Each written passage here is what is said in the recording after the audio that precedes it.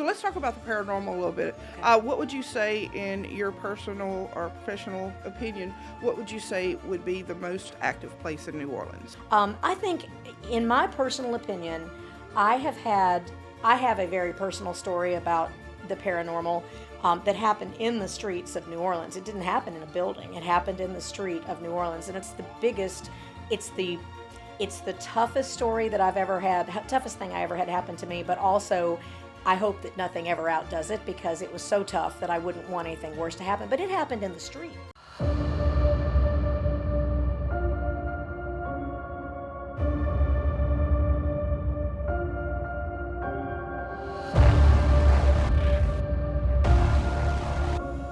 Everybody, and welcome to Quest, a journey into true crime and the paranormal. I am your host, Misti Gaither, a paranormal investigator and big fan of everything that has to do with true crime and the paranormal. And I'm so excited to have my guest here tonight. We have DeAnna DuPont, and we have been trying to get together for a while. Just everything has been crazy because, as you know, in New Orleans, it could be good one day, and 5 seconds later, it's just like a drop of a hat, right. Something changes. But we're here now, and That's I'm so right. excited to have you as a guest. And so I want to start off by talking about, you just had a recent new appointment to the Office of Tourism. So can you tell me about that a little bit? So I am the tourism director for Louisiana Culture, which there's a culture department in each state of the United States. It's a nonprofit organization. I was hired on to be for the state of Louisiana.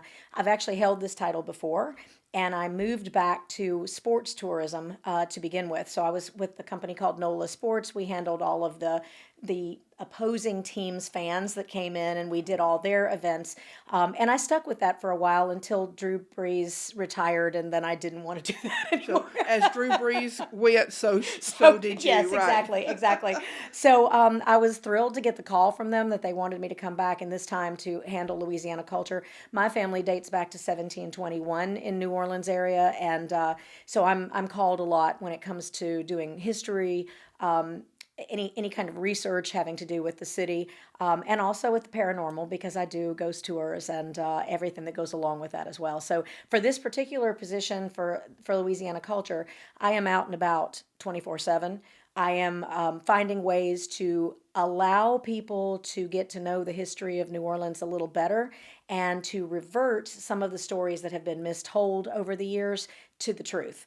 Especially following Katrina, there was so much news media having to do with stories that had happened, both false and true. And as with any subject, nothing is ever 100%. So the minute that you tell it to a second person, and then a third person and a fourth person, it takes on a life of its own. But in some cases, it's very difficult because it's harmful to the city. And so my job is not only to teach the culture to people who don't maybe already know the culture, but also to make sure that the people who are aware of things, who are talking about us in other states, who are promoting tourism, who are promoting any kind of trade that we do here, that they actually know the stories and they know the history, so that they're not mistelling it. We don't want people coming down here like with the Great Mississippi Bubble many years ago and expecting, gold in them there hills that we don't have. So Right. yes. So you try to head them off at the pass That's before right. they even get down here looking for That's their exactly gold. right. Yes, exactly. Yes. We talked before, and I have a just huge passion, I must say, a love for paranormal and true crime. Not, some people's like, oh, well, you love true crime about people getting... No, it's not about people being killed or murdered or whatever. It is about, I like the process of how that they are captured. Yes. And I believe that every victim has a story to tell. Yes. And that when things happen to them, that we have to be the voice Absolutely. of the victims, because they are silenced. Absolutely. And sometimes their family does not know where to turn or what to do. Sometimes law enforcement, they don't know sometimes what to do. And so I think that anything that we can do to help, to be a help and not a hindrance, is definitely a bonus. So as you have your own tour company, I believe, called DuPont and Company. Correct. So, what would you say? Let's talk about true crime first. Okay. What would you say is the most popular request, like for people are from out of town or people just maybe doing a staycation? What would you say is the biggest request about true crime? Like, which case is it like, we want to know all about this? It's about 50-50 between two stories. One is the Axeman story, which goes back I knew it. which goes back very far. American Horror Story did a take on that, Sure. and so that brought people up to date, maybe a new generation of people who didn't know about those crimes. But there's two groups of people that want to hear about the Axeman. There's the people who are die-hard American Horror Story fans, and what American Horror Story said, that's exactly That's the what Bible. happened. Yep, that's their Bible, and that's exactly what happened. Then there's the people who have read the books, who are familiar, maybe they are true crime lovers like you are, and their interest is what really happened here, or what do we know that maybe the books didn't tell. So we had to find a way to kind of bridge those two. My way of dealing with true crime stories is to tell the absolute facts, not the American Horror Story version of it, and to let people know that this is what American Horror Story said, but where they took their liberties is with this particular thing, and then it actually transpired here. Because the bottom line is, like with the Axeman, we don't really know the ending of that story. The other story that has the most traction, of course, is the Zack and Addie story. And that, of course, that originated with Katrina because of what happened in their story. The difficult thing about the Zack and Addie story is, for those of us who are from here, for those of us who've lived here a long time, a lot of us knew Zack and Addie, or at least knew people who knew Zack and Addie. I don't think any of us really knew Zack or Addie's families, but we knew them or people who were very close to them. So you get to a point where you have to be respectful of the story. You have to be respectful of the people that lived it and the people that it affected after the fact, even down to the police department. You know, there was so much talk.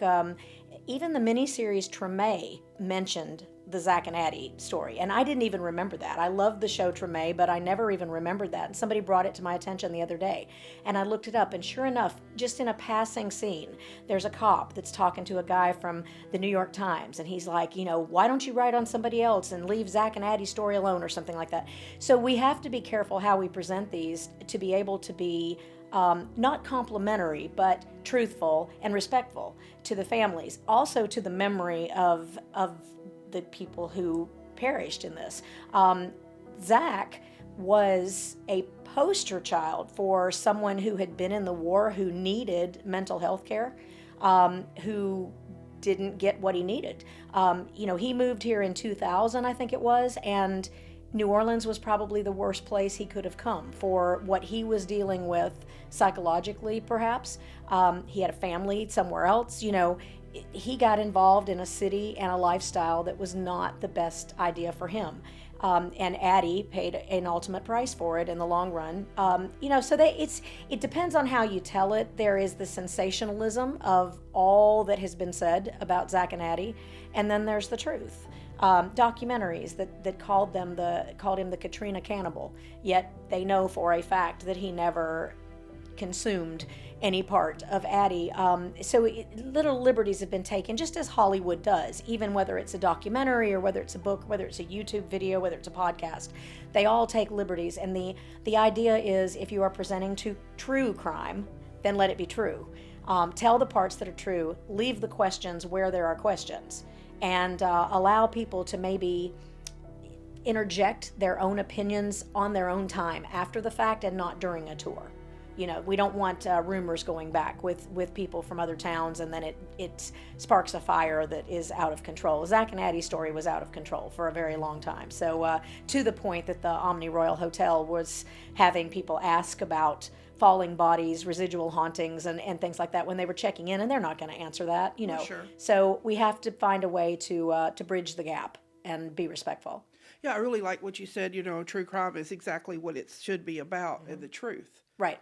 You know, so I'm really excited. Those of you who have watched and followed me for a while, you know, I get all excited about the Axeman, and I have this theory, and Brandon, we talked about it, and then I had Lizzie Borden, a direct descendant of the Borden family, on the show, and how that we really think that, and I can't wait till we go on our Axeman tour because we think a lot of them are actually connected. Oh, really? Yes, and so you have to watch the first episode with Sam Baltrusis to get all the information because you know me, I'll sit here for 5 hours and talk Right. about the Axeman, and I mean it's just really an interesting story. We have stayed and we did Carrie and I and Brandon, we investigated the haunted hotel, Yes. which you know it's a claim that the Axeman allegedly stayed there during the thing. So we stayed. I stayed there. The wife did overnight, and it was a lot of stuff that was Oh, yeah. happening and going on, you know. And so we can get into more of that later.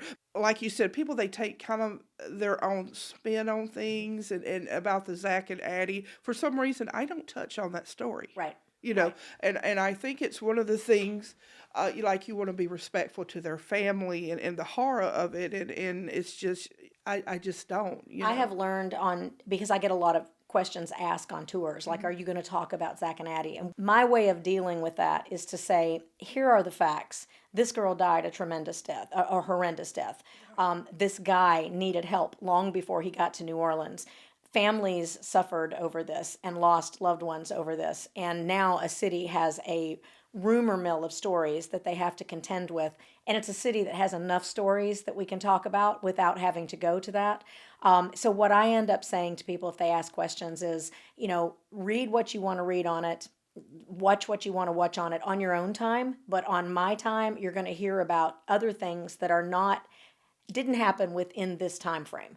I think, if there's been 150 years between now Yes, and and that's then, what I was thinking, yes. Yeah, exactly. But Because this that's is less very than fresh. 20 years ago. Absolutely. It's still, like Absolutely. you said, still fresh. So, Sure. what other, besides the Axeman and the Zack and Addie story, what other requests do you get any, or that's just basically one or the other? We that get you a lot of things about the pharmacy museum, Mm-hmm. for example, but most people are interested in. It's funny, that was a resurgence of a lot of requests post COVID, and I think that people got involved with more like pharmaceutical stuff during COVID, and so they started questioning, well, what did this guy do, and did he, was this a real person who did these crimes behind the scene? And in that case, it wasn't so much true crime. The pharmacy museum says that they are haunted, but it's not a true crime situation so much as it was that pharmacists and doctors back in that day kind of bridged a gap. They were not separate entities at that day and time. So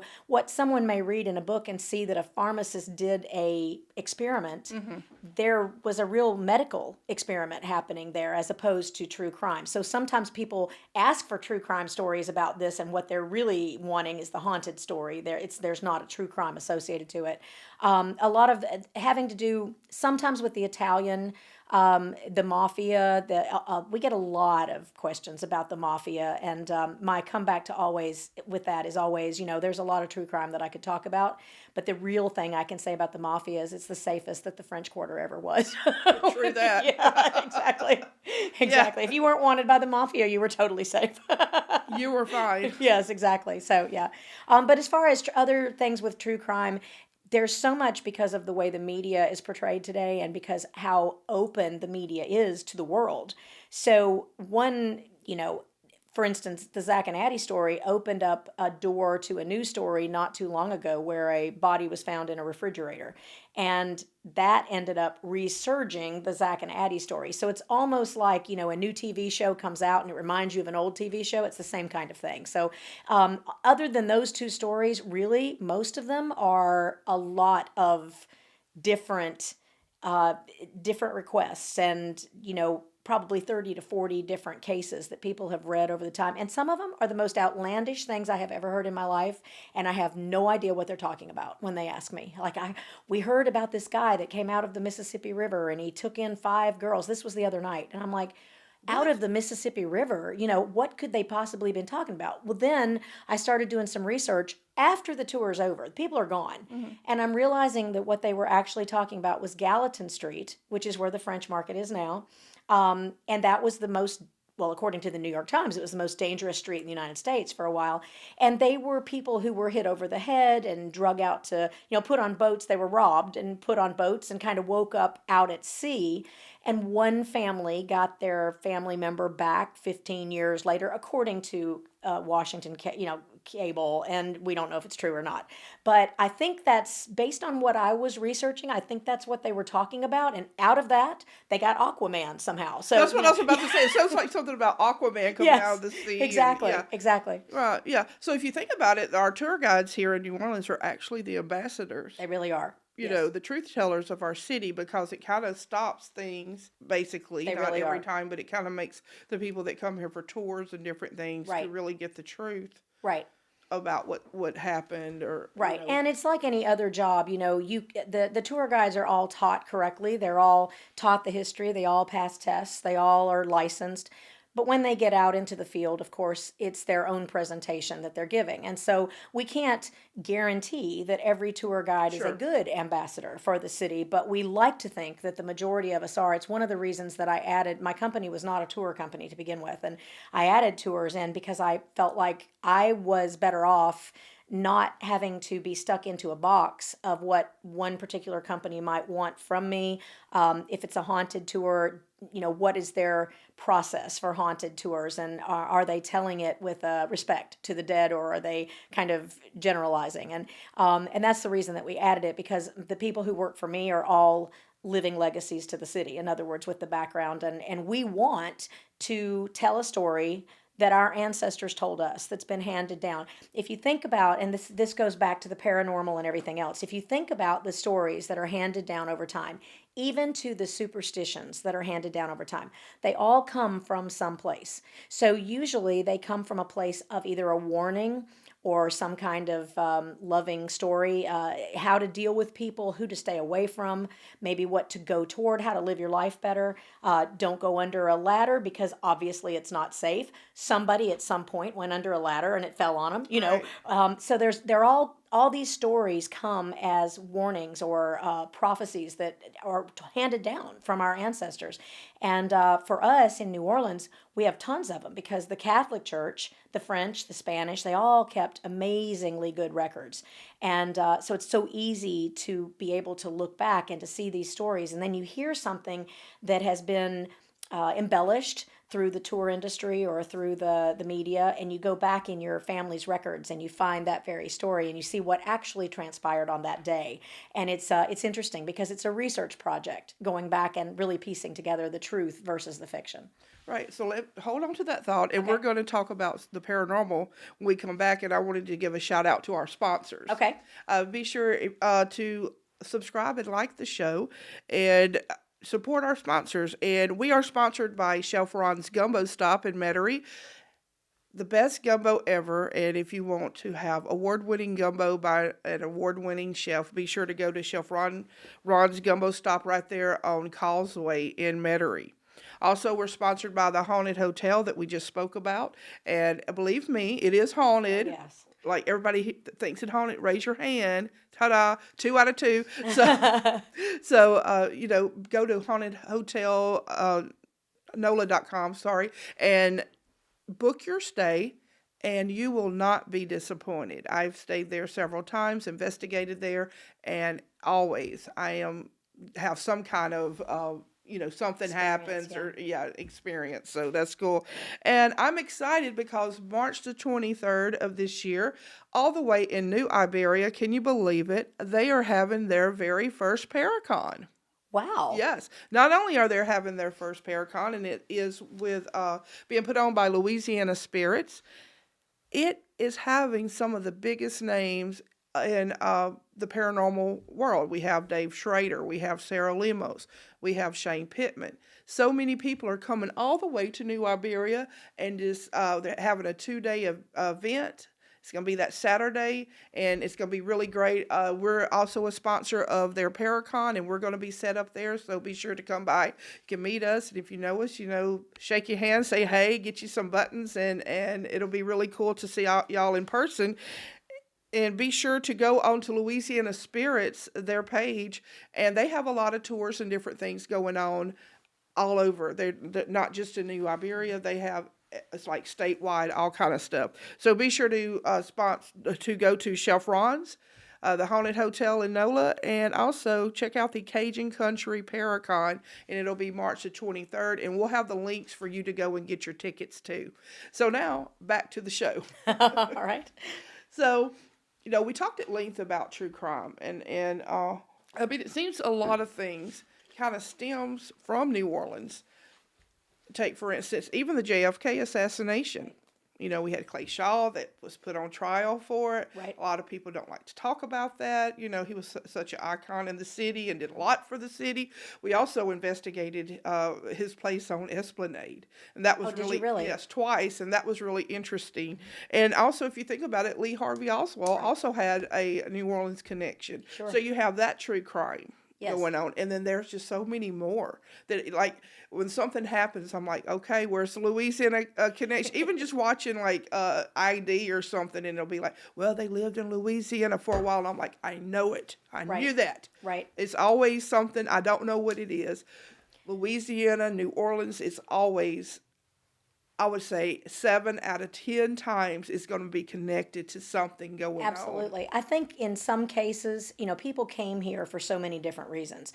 And a lot of free spirits came here to work or to write or to, all of the different artistic people came here. But also a lot of people came here because they thought they could get away with things. And after the crime, a lot of people came here because they thought they could blend into society and start a new life. And in some cases they did. Right. We have characters, and I won't name names, but we have characters right now within the city that have been on those ID shows and those true crime TV shows where they were literally picked up right off the streets of New Orleans, sent to jail for a crime they committed years ago, and they're back. Right. So they're back in the square. Yes, that's exactly right. You know who I'm talking about. I told you I watched this stuff. Yes. Our research. Yes. So there's a lot of that goes on in New Orleans, not to mention that, New Orleans has always been known for being a little corrupt. There's definitely a seedy side of the city, and prior to Katrina, of course, it was much more corrupt than it is now. And so I remember meeting the Attorney General and out of Washington, and he said prior to Katrina, the only things he knew about New Orleans was corrupt government and Mardi Gras. That was it. And, so I said, well, that's pretty much sums it up. But yeah. So I absolutely love the city. I love everything there is about the city. And I don't think it would be New Orleans if it didn't have this side to it. I don't think you could have New Orleans without that side.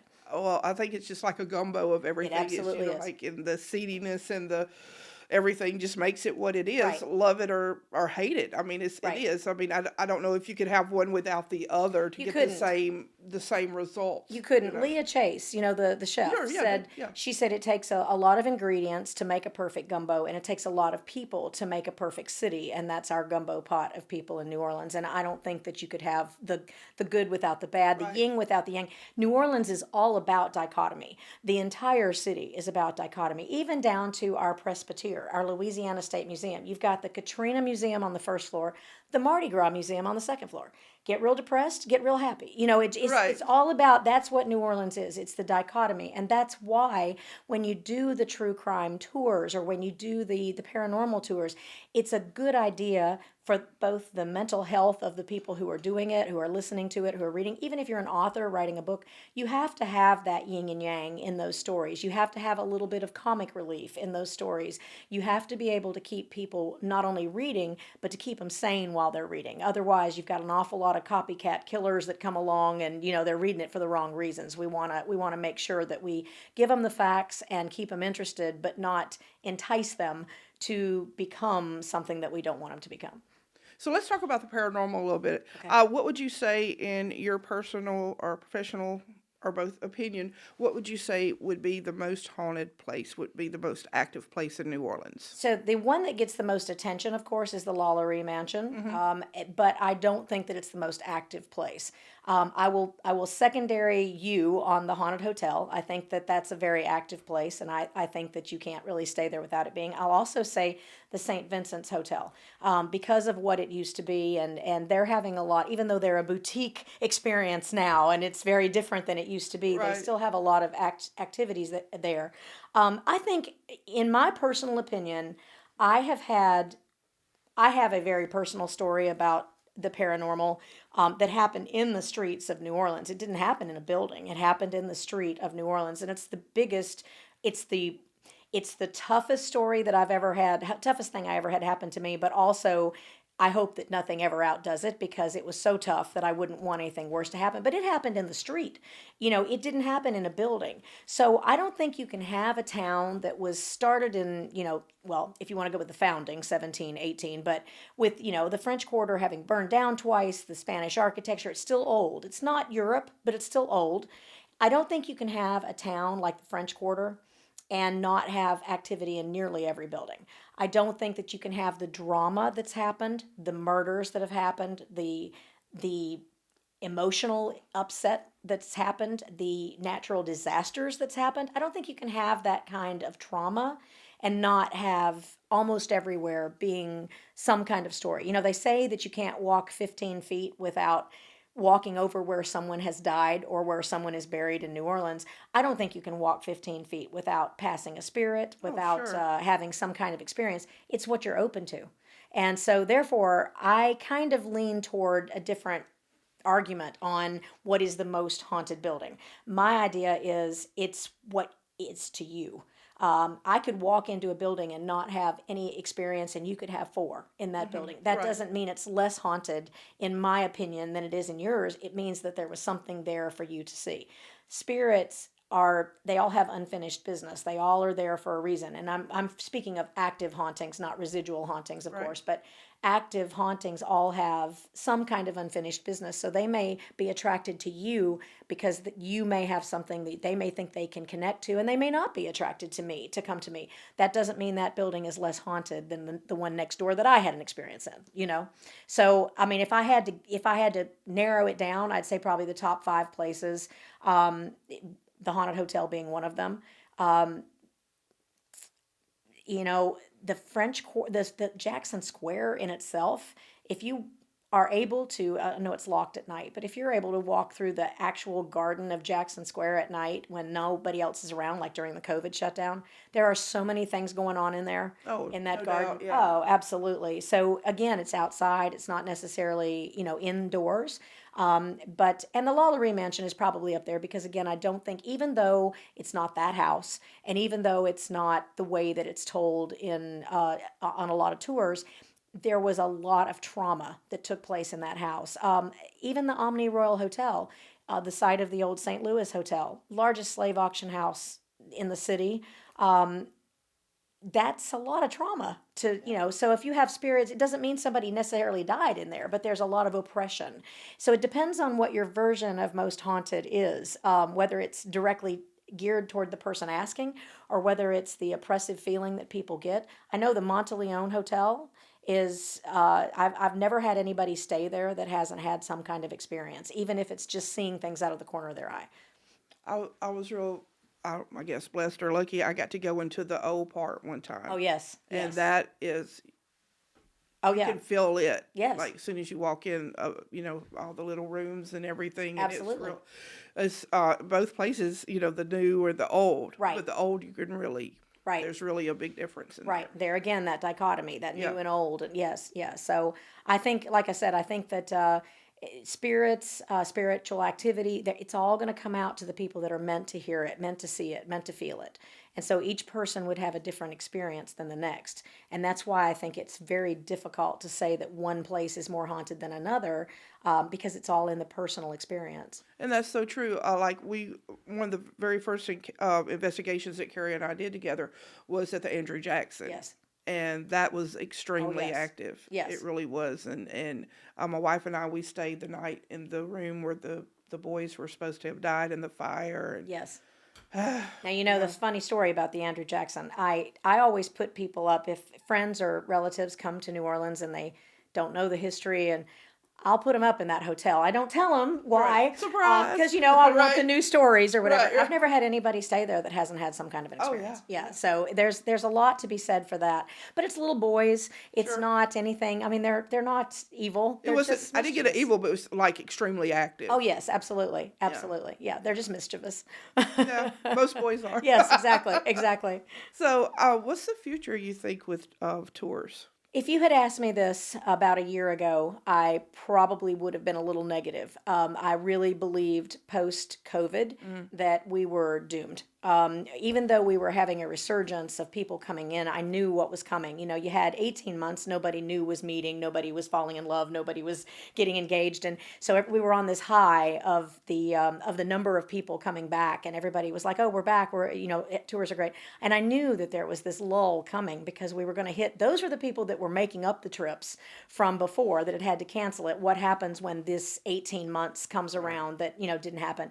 So I was kind of negative about it at the time. And I went so far as to go to the state, and I was like, listen, we've built an entire state on tourism, and we have nothing to fall back on. We had 75% of the city that was out of work, with COVID.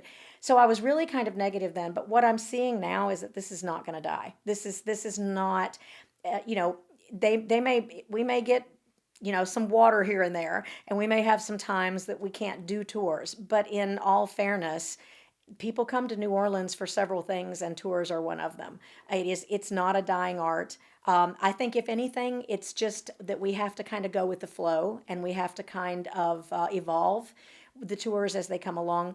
People are not used to be, you could put a skull face on and everybody was like, ooh, a haunted tour. And people are smarter than that now, and they want more. They want more geared toward what they can feel and what they can really get into, rather than somebody scaring them or jumping out at them. And in New Orleans, if somebody jumps out at you, it's not a tour. So Right. we'll stay away from that. Jump at your own risk, That's too. exactly right. Yes. So Yeah. so I think it's very positive. I think that the numbers are up. They're coming up back every day a little more. Obviously, it ebbs and flows. It's the dichotomy of New Orleans. We have the seasons that are big and the seasons that are slow. And for that purpose, tour guides, tour directors usually always have another form of income that they can fall back on because of those slow times. But in all fairness, I think we're really coming back full swing. So, and we have, all the cruise lines and stuff coming into New Orleans now. So tourism is really back heavy. And here we come up on Mardi Gras, which for tours is not a huge time, because those people are here for Carnival, they are for the parades, and sometimes the tours kind of go down a little bit. But regardless, the people are here and they're interested in our history. I think one of the tours I would personally love to go on, and Brandon, you may want to join me, the haunted pub tour. Oh, yeah. Boom. Yeah. Yeah. Yeah, I think that should those are be real great. popular. Yes, absolutely. And it's not just the haunted pub crawls; it's the cocktail tours as well. They have there's a big difference: the haunted pub crawls, the haunted cocktail tours, and then the regular cocktail tours. But the haunted pub, one of the main reasons that the haunted pub crawls are so intriguing is that you can walk into the bars as opposed to being outside on the street. Standing in front of building after building, you actually get to go into the bars, and in some cases, a back room where something may have happened, and it gives a little bit more of an inside, and you get drinks at the same time, which is always good. Well, in New Orleans, that's a must. That's right. That's exactly you have right. you have to have that. So, like on the haunted pub crawl or the tours, like where would you go? Like I know probably Lafitte's or like. Lafitte's, MRB, Harry's Corner Bar. Napoleon House depends again. It depends on what the tour is for. Okay. So there's a big difference between a cocktail tour and a Sure. pub tour. But with the cocktail tours, a lot of times we'll take in Pirates Alley. We also take in Pirates Alley on the pub crawls. So it depends on what they're wanting, whether it be the absinthe or whether it be a hurricane. Sometimes it's as much as Pat O'Brien's, Mahogany Hall. The Fritzels is a big draw, so that also enables people to actually hear live music and get their drink at the same time, and then they're going back in the courtyard, and then you can tell them, and let me tell you what happened here, and and who is still hanging around after all these years, and do you see them or whatever. And if you get somebody that's had a lot to drink, they're going to see every spirit that walks through. Yeah. Yes. Your favorite one? Yes, I Yes. see you there. Yes, Right. exactly. Well, I really enjoyed talking with you, and like I said, the true crime and the paranormal is something I could talk about Absolutely. for hours and hours. I can tell that you also have a love about the subjects too.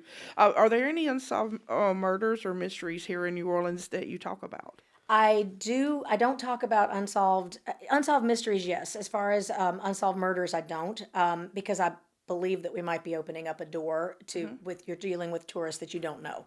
And I don't, just like with the cemetery tours, for a long time, specifically before Katrina, we had a problem with doing a cemetery tour and then people going back to the cemetery and trying to get in and steal bones. And, so you have to be careful with the element that you're dealing with. So I don't mention any unsolved murder cases just because they may not know about that and we don't want them trying to find something. Sure. As far as unsolved mysteries, we do discuss a couple if they bring them up. An unsolved mystery in New Orleans could literally be something that was in the paper on Monday that's still not solved on Wednesday. But I don't go into any details of anything, any topic that would just be something that people would know. But a lot of times they will ask. Specifically, like there was a boy a few years back that very tragically was hit and drug through the French Quarter. I get people asking me about that a lot. I guess it was on a true crime show. And I get people asking about that. I don't have the knowledge. I would have to work for the police department to have that kind of knowledge. But I can show them where it happened. And then I can point to the bridge and say, all the way over there, and it does give some emotional ties to it. I had a close relative that died in Katrina, and we were 3 months without her body. And it was a man who literally disappeared in front of our eyes. My husband, my 2 grown children, and I all stood there and watched this happen. So it wasn't one person. We all thought our drink had been Mickey'd at dinner because we were all like seeing the same thing. Wow. And he led us with an address to where 90 minutes later we had identified the body of my relative. And that person died. They identified the person by a sketch artist drawing of all 4 of us and then 5 other families who also had a similar experience. And that person died in 1974. I've been to the man's grave. I've talked to the man's granddaughter. My relative was a nurse, and she showed me a picture, which, we are those strange New Orleanians that sometimes will take a picture of someone on their deathbed. And she showed me a picture of her grandfather that was laying in the bed at Charity Hospital, and sitting next to him was my relative holding his hand, and he died like 20 minutes later. And so we came to the conclusion that my grandmother helped him cross over. He came back and helped her cross over. Yeah. So for me, that happened in the streets of New Orleans. And a lot of people will see that as an unsolved mystery because we were never able to make it make sense. But for me, it started out as a guardian angel, someone who helped me identify a loved one that we might still not have today if he hadn't.